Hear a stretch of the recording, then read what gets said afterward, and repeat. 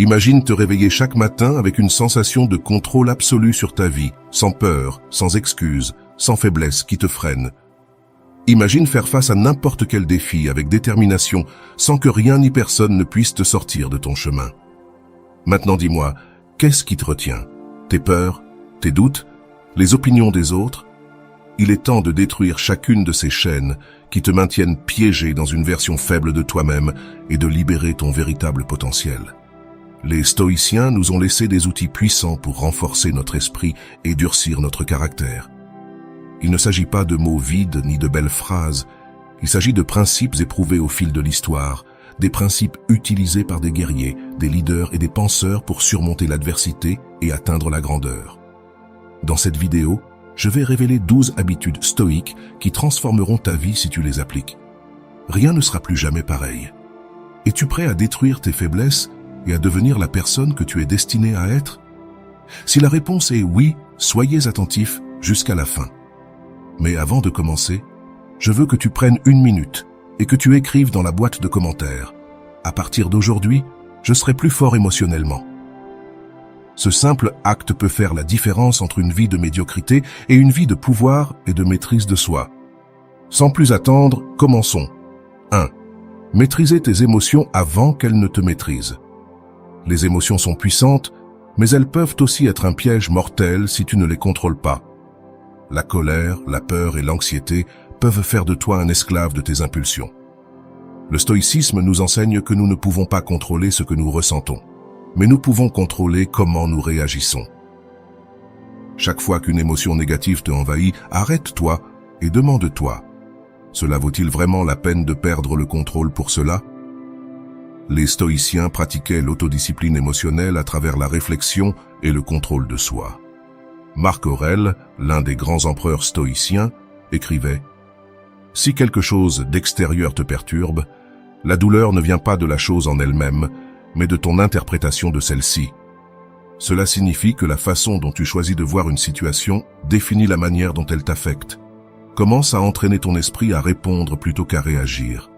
Pratique la respiration profonde, la pensée rationnelle et l'acceptation de l'inévitable. Ne laisse pas tes émotions te dominer. 2. Le confort est l'ennemi du progrès. Quand tu évites l'inconfort, tu te prives de l'opportunité de grandir. Les stoïciens savaient que la douleur et la difficulté ne sont pas des ennemis, mais des alliés sur le chemin de la force.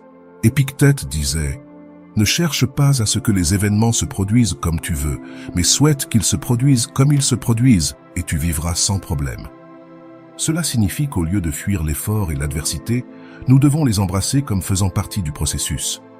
Si tu veux être fort, apprends à supporter l'effort physique. Si tu veux être sage, fais face à des idées qui défient ta pensée. Si tu veux être émotionnellement stable, résiste à la tentation de te plaindre et de te victimiser. Chaque fois que tu fais face à une situation difficile, répète-toi « Cela fait partie du processus. Cela me rend plus fort. » 3. Arrête de justifier ta médiocrité. Les excuses sont le refuge des faibles. Chaque fois que tu te dis que tu n'as pas le temps, que tu n'es pas né avec du talent ou que c'est trop difficile, tu renforces la prison de ta propre médiocrité. Les stoïciens enseignaient que la seule façon de s'améliorer est d'assumer une responsabilité totale sur notre vie. Tu ne peux pas changer ce que tu ne reconnais pas. Sois honnête avec toi-même. Combien de fois as-tu reporté un changement important? Combien de fois t'es-tu convaincu que demain serait le jour où tu commencerais? La vérité, c'est que demain est une illusion et que tu n'as que le présent pour agir. Marc Aurèle disait « Ne perds plus de temps à discuter de ce qu'est un homme bon, sois-en un. Élimine la mentalité de victime et adopte une mentalité de guerrier. Si quelque chose dans ta vie n'est pas comme tu le voudrais, agis. N'attends pas que les circonstances soient parfaites, agis avec ce que tu as. L'excellence n'est pas un don divin. C'est le résultat de la constance, de la discipline et de la volonté de faire ce que les autres ne sont pas prêts à faire. Si tu continues à justifier ta médiocrité, tu y resteras piégé. Il est temps de briser le cycle et de prendre le contrôle. Avant d'aller loin, je te serai reconnaissant si tu mets un j'aime à la vidéo, cela m'aiderait à continuer de diffuser cette philosophie. Si tu n'es pas encore abonné, je te recommande de t'abonner et d'activer la cloche pour ne manquer aucune vidéo. 4. Transforme la discipline en un mode de vie. La discipline n'est pas une action isolée, c'est un engagement constant. Si tu n'es discipliné que lorsque tu te sens motivé, alors tu n'es pas discipliné. Tu es seulement réactif émotionnellement. Et l'émotion est volatile, instable et trompeuse. La motivation est une étincelle, mais la discipline est le feu qui brûle sans s'éteindre. Les stoïciens comprenaient que la véritable liberté ne réside pas dans l'indulgence, mais dans le contrôle de soi. Sénèque disait « Ce n'est pas que nous n'ayons pas de temps, c'est que nous le gaspillons. » Et c'est cela la clé. La discipline commence lorsque tu arrêtes de justifier tes distractions et que tu prends le contrôle de chaque instant. Faire de la discipline. Un mode de vie signifie faire ce qui est juste, peu importe comment tu te sens. Ce n'est pas une question d'attendre le moment parfait, mais d'agir même lorsque la paresse, le doute ou l'inconfort essaient de t'arrêter. Chaque jour où tu remets à demain ce que tu dois faire, tu deviens plus faible. Chaque jour où tu agis malgré la résistance intérieure, tu deviens plus fort. La clé est dans la répétition. Ce que tu fais une fois est un acte, ce que tu répètes est une habitude. Et ce que tu maintiens fermement définit ton caractère. Un homme discipliné ne négocie pas avec son esprit sur le fait de se lever tôt, de faire de l'exercice ou de suivre son but, il le fait simplement. Si tu veux vraiment libérer ton potentiel, arrête d'être la victime de tes impulsions. Utilise la discipline comme une arme pour te façonner toi-même. N'attends pas d'être prêt. N'attends pas d'avoir envie. N'attends pas un miracle. Agis encore et encore jusqu'à ce que l'effort devienne ta seconde nature. 5. Embrasse la solitude et apprends à être avec toi-même. La plupart des gens ont peur de la solitude parce qu'ils se sont habitués à fuir d'eux-mêmes. Ils s'entourent de bruit, de distractions et de compagnie superficielle, non pas parce qu'ils en tirent plaisir, mais parce qu'ils ont peur de rester seuls avec leurs propres pensées. Mais le stoïque ne voit pas la solitude comme une punition, mais comme une opportunité.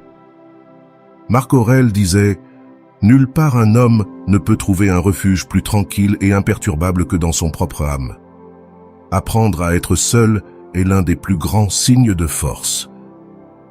Lorsque tu es capable de profiter de ta propre compagnie, cela signifie que tu as cultivé un esprit en paix, une mentalité forte et un but intérieur qui ne dépend pas des autres. Tu n'as pas besoin de validation, tu n'as pas besoin de distraction constante, tu as juste besoin de clarté pour continuer à avancer. La solitude n'est pas de l'isolement. Cela ne signifie pas te déconnecter du monde, mais apprendre à ne pas dépendre de lui pour ton bien-être. C'est dans les moments de solitude que tu peux réfléchir, te remettre en question et construire la meilleure version de toi-même. Demande-toi, qui suis-je quand personne ne me regarde? Est-ce que je vis selon mes principes ou est-ce que je fais simplement ce qu'il faut pour m'adapter? Les faibles ont peur de la solitude parce que, dans celle-ci, ils sont confrontés à leurs peurs, leurs insécurités et leurs vérités inconfortables. Mais les forts l'embrassent parce qu'ils savent que c'est dans le silence que se trouve la véritable sagesse. Ne cherche pas à remplir chaque instant de bruit. Apprends à écouter ta propre voix. Fais de la solitude un allié, pas un ennemi. Si tu peux être seul et te sentir plein, alors tu ne seras jamais véritablement seul. Et lorsque tu interagis avec le monde, tu le feras depuis la force, non depuis le besoin. 6. Réduis le bruit mental et concentre-toi sur l'essentiel. Ton esprit est un champ de bataille. Chaque jour, des milliers de pensées se disputent ton attention. Des préoccupations inutiles, des doutes, des opinions des autres, des distractions constantes. Si tu ne fais pas l'effort de réduire le bruit mental, tu vivras piégé dans un tourbillon de chaos, incapable de te concentrer sur ce qui est vraiment important. Les stoïciens savaient que la clarté mentale est un pouvoir. Épictète disait « Ce qui t'arrive ne te fait pas de mal, mais la manière dont tu l'interprètes. » La plupart souffrent, non pas à cause des événements en eux-mêmes, mais à cause de la mêlée de pensées désordonnées qui les entourent. Ils s'inquiètent de ce qu'ils ne peuvent pas contrôler, s'embrouillent dans des suppositions et se laissent emporter par le drame. Mais un stoïque ne permet pas à son esprit d'être son ennemi. Réduire le bruit mental ne signifie pas éteindre le monde extérieur, mais entraîner ton esprit à filtrer ce qui est inutile. Pose-toi constamment ces questions. Est-ce important ou juste une distraction? Est-ce sous mon contrôle ou non? Cela me rapproche-t-il de mon but ou m'en éloigne-t-il? En appliquant ce filtre, tu élimines le superflu et te concentre uniquement sur l'essentiel. Pratique la présence totale. Ne saute pas d'une inquiétude à l'autre. Lorsque tu travailles, travaille. Lorsque tu te reposes, repose-toi. Lorsque tu parles à quelqu'un, écoute-le vraiment. Ne vis pas pris dans le passé ni angoissé par l'avenir. Reste là où tu as réellement du pouvoir, ici et maintenant. Le bruit mental est une prison que tu construis toi-même. Mais la bonne nouvelle, c'est que tu as aussi la clé. Chaque fois que tu choisis de te concentrer sur l'essentiel et de jeter ce qui est inutile, tu te rapproches de ton véritable potentiel. La paix mentale ne se trouve pas, elle se construit. Et seuls ceux qui maîtrisent leur esprit peuvent conquérir leur vie. 7. Contrôle ce que tu consommes, tant mentalement que physiquement. Tu es le résultat de ce que tu consommes, pas seulement dans ton corps, mais aussi dans ton esprit. La nourriture que tu ingères construit ou détruit ton énergie. L'information que tu absorbes renforce ou affaiblit ta pensée. La discipline ne s'applique pas seulement à l'action, mais aussi à la sélection. Les stoïciens comprenaient que l'autocontrôle était essentiel pour une vie vertueuse. Sénèque avertissait « Ce qui compte, ce n'est pas combien nous lisons, mais bien comment nous le faisons. » Aujourd'hui, cet enseignement est plus pertinent que jamais. Nous vivons dans une ère de surcharge d'informations où n'importe quel contenu sans valeur peut occuper de l'espace dans ton esprit sans que tu t'en rendes compte. De quoi te nourris-tu? Est-ce un savoir utile ou du bruit qui ne fait que te distraire? Il en va de même pour ton corps. Tu ne peux pas aspirer à un esprit fort si tu négliges ce que tu manges. Si tu ne bouges pas ton corps, si tu permets à la paresse et à l'autosatisfaction de dicter tes habitudes, un corps faible est un esprit faible. Un esprit indiscipliné est une vie sans direction. Commence à considérer tout ce que tu consommes comme un investissement. Fort ou plus faible, cela t'apporte de la clarté ou te remplit de chaos. Cela te rapproche de ton potentiel ou te maintient stagné. Il ne s'agit pas seulement d'éviter le négatif, mais de choisir ce qui ajoute vraiment de la valeur. Nourris ton esprit avec de la philosophie, de la réflexion et de l'apprentissage. Nourris ton corps avec des aliments qui te donnent de l'énergie et de la résistance. Ne permets pas que ta vie soit remplie de déchets mentaux et physiques. Ce que tu consommes te façonne, te définit. Si tu veux être fort, choisis avec précision ce que tu laisses entrer en toi. Transforme chaque obstacle en une opportunité. Les faibles voient les obstacles comme des excuses, les forts les voient comme des épreuves. Les stoïciens ont compris que la vie ne consiste pas à éviter les difficultés, mais à les utiliser pour grandir. Marc Aurèle l'a clairement exprimé. L'empêchement à l'action avance l'action. Ce qui se met en travers du chemin devient le chemin. Chaque problème, chaque échec, chaque difficulté est une opportunité déguisée, mais tu ne la verras que si tu entraînes ton esprit à répondre plutôt qu'à réagir. Si, face à un obstacle, tu te plains, tu abandonnes ou tu cherches des coupables, tu te rends plus faible. Mais si tu te demandes « Comment puis-je profiter de cela ?» Logique, alors tu transformes le problème en un avantage. Pense à l'histoire des plus grands. Est-ce que quelqu'un a accompli quelque chose sans obstacle? Non, l'adversité a forgé leur force. La douleur a été leur maître et la résistance leur entraînement. Chaque obstacle peut t'apprendre la patience, la créativité, la force ou la résilience si tu choisis de le voir ainsi. Fais-en une règle de vie. Lorsque tu fais face à un problème, cherche l'opportunité qui se cache dedans. Tu as perdu quelque chose, peut-être que tu devais t'en débarrasser. Quelqu'un t'a trahi, maintenant tu sais en qui tu ne peux pas avoir confiance. Tu as échoué, maintenant tu as une carte de ce qui ne fonctionne pas. Tout a de la valeur si tu choisis de l'extraire. La plupart des gens gaspillent leur énergie à résister à ce qui est inévitable. Mais toi, tu es stoïque. Accepte la réalité et adapte-toi. Utilise chaque coup pour te renforcer. Fais de chaque obstacle un échelon et non un mur. Le chemin ne sera jamais facile, mais si tu changes de mentalité, chaque difficulté deviendra une arme qui te rapprochera de ton véritable potentiel. L'autodiscipline est la clé de la véritable liberté. La plupart des gens pensent que la liberté, c'est faire ce que l'on veut, quand on veut. Mais ce n'est pas cela la liberté. C'est de l'esclavage déguisé. Esclavage des impulsions, de la paresse, des désirs momentanés. La véritable liberté n'est pas l'absence de contrôle, mais la maîtrise de soi. Et la seule clé pour y parvenir, c'est l'autodiscipline. Les stoïciens comprenaient que celui qui ne se maîtrise pas est condamné à être contrôlé par ses émotions, ses habitudes et ses circonstances. Épictète disait « Personne n'est libre s'il n'est pas maître de lui-même ». Si tu dépends de la motivation pour agir, tu es un esclave de ton humeur. Si tu ne peux pas dire non aux distractions, tu es enchaîné à elles. Si tu ne t'obliges pas à faire ce qui est nécessaire, alors quelqu'un d'autre le fera pour toi. L'autodiscipline n'est pas de la répression, c'est du pouvoir. C'est la capacité d'agir avec détermination, peu importe comment tu te sens. C'est te lever tôt quand tu veux dormir davantage, travailler quand personne ne te surveille, t'entraîner quand la paresse te tente, rester ferme dans tes principes quand le monde te pousse dans une autre direction. Le paradoxe est celui-ci. Plus tu es discipliné, plus tu deviens libre. Si tu maîtrises tes habitudes, tu contrôles ton destin. Si tu entraînes ton esprit et ton corps, personne ne pourra te plier.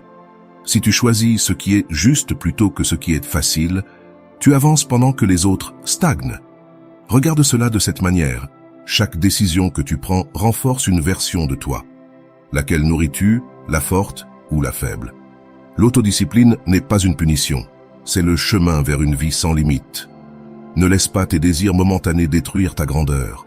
Tu te fixes constamment sur le passé, revivant des erreurs, des regrets et des moments que tu ne peux plus changer, où tu te projettes dans l'avenir, craignant l'inconnu, obsédé par ce qui ne s'est pas encore produit. Mais pendant que tu te perds dans ces temps inexistants, tu oublies ce qui est le seul réel, le présent.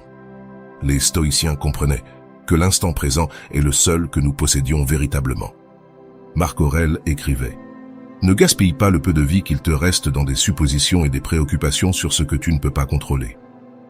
Tu ne peux pas modifier le passé. Tu peux seulement en tirer des leçons. Tu ne peux pas prédire l'avenir. Tu peux seulement t'y préparer. La seule action réellement puissante se trouve ici et maintenant. S'accrocher au passé, c'est porter un fardeau inutile. Si tu as fait des erreurs, utilise-les comme des leçons, pas comme des chaînes.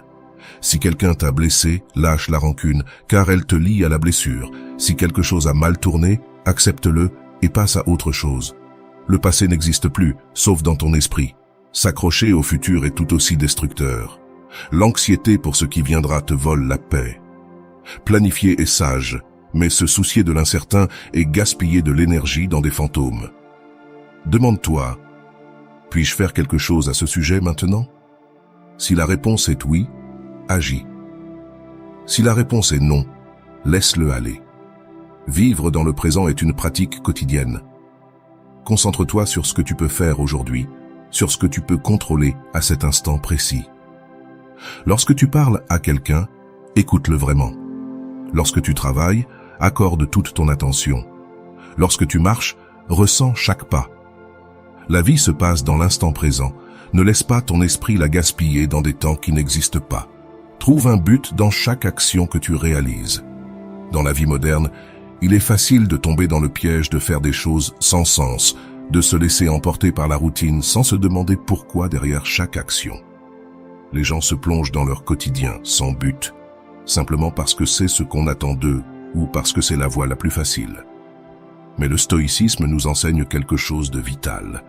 Chaque action doit avoir un but clair et significatif. Tu ne peux pas atteindre ton plein potentiel sans but derrière chaque mouvement. Sénèque disait « Ce n'est pas que nous ayons peu de temps, mais que nous en perdons beaucoup. » Si tu ne trouves pas de but dans ce que tu fais, tu gaspilles ta vie. Pourquoi te lèves-tu le matin? Pourquoi travailles-tu? Pourquoi parles-tu aux gens qui t'entourent? Si la réponse à ces questions ne t'amène pas à tes valeurs, à ton évolution, à ta mission, alors tu laisses le temps s'échapper sans son véritable pouvoir. La clé est d'aligner chaque action avec tes principes.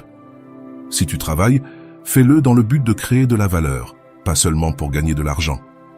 Si tu apprends, fais-le dans l'objectif de t'améliorer, pas d'amasser des connaissances inutiles. Même dans tes relations, cherche un but de croissance mutuelle, de respect et de compréhension, pas juste de satisfaction superficielle. La véritable liberté arrive lorsque tu choisis un but et vis en accord avec lui dans chaque action. La vie n'est pas une succession de tâches sans sens. Si tu trouves le but dans chaque moment, même dans les plus petits, chaque action devient un outil pour construire ta meilleure version. Vis avec intention et tu verras comment tout ce que tu fais devient un échelon vers ton véritable potentiel. Fais ce qui est difficile jusqu'à ce que cela devienne facile. Dans la vie, la plupart des gens cherchent la facilité, le chemin qui ne demande aucun effort, le raccourci qui leur épargne du temps et de la douleur. Mais la facilité ne te conduira jamais à la grandeur. La véritable transformation se produit lorsque tu fais face à ce qui est difficile, lorsque tu affrontes le défi sans t'enfuir. Les stoïciens le savaient. Sénèque disait « Ce qui ne te tue pas te rend plus fort ». Ce n'est pas seulement une phrase de motivation, c'est une loi universelle. Le véritable progrès vient de l'inconfort, de faire ce qui est difficile, de dépasser ses propres limites. Au début, tout ce qui en vaut la peine te semblera difficile. L'autodiscipline, la maîtrise des émotions, apprendre de nouvelles compétences, améliorer ton corps et ton esprit. Tout cela nécessite des sacrifices, mais plus tu le fais, plus cela devient facile. La clé est la constance. Ne cherche pas une méthode rapide pour éviter l'effort, car l'effort est le seul chemin vers la maîtrise. Lorsque tu commences à faire quelque chose de difficile, ton esprit se résigne. C'est naturel. La douleur, la fatigue, la frustration. Tout ce qui se met sur ton chemin semblera être une barrière, mais si tu persistes, jour après jour, ce qui semblait insurmontable devient une partie de toi. L'effort répété transforme ce qui est difficile en une seconde nature. Rappelle-toi que le développement personnel ne sera jamais facile, mais plus tu pratiques, plus tu l'intégreras dans ta vie. Ce qui te semblait autrefois un fardeau deviendra bientôt une habitude, et ce qui te fatiguait deviendra une force qui te propulsera en avant. Fais ce qui est difficile jusqu'à ce que cela devienne facile, et tu découvriras que le véritable pouvoir réside dans ta capacité à le faire. Si tu es arrivé jusqu'ici, c'est que tu es véritablement engagé dans ton développement personnel et dans la destruction de ces faiblesses qui t'empêchent d'atteindre ton véritable potentiel. Souviens-toi que tout ce dont nous avons parlé aujourd'hui, de l'autodiscipline à apprendre à embrasser la difficulté, sont des outils puissants qui te permettront de transformer ta vie. Le chemin n'est pas facile, mais chaque pas que tu fais vers ta meilleure version te rapprochera un peu plus de cette liberté que tu désires tant. Si cette vidéo t'a inspiré, n'oublie pas de lui donner un like et de la partager avec tes proches et amis qui cherchent eux aussi à s'améliorer. Partage ce message de force et de dépassement pour que plus de gens puissent se libérer de leurs propres limitations.